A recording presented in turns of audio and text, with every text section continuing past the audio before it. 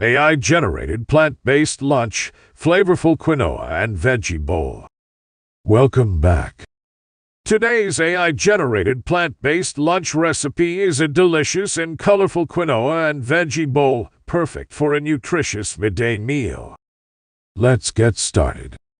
Ingredients: 1 cup cooked quinoa, 1 cup black beans, rinsed and drained, 1 cup cherry tomatoes, halved, 1 cup corn, cooked, 1 avocado, sliced, 1/4 cup red onion, diced, 1/4 cup cilantro, chopped, juice of 1 lime, salt and pepper to taste. Instructions: in a large bowl, combine the cooked quinoa, black beans, cherry tomatoes, and corn. Gently fold in the avocado slices and red onion, being careful not to mash the avocado.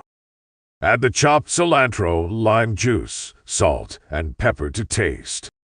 Mix well to ensure all ingredients are evenly coated with the lime juice and seasonings.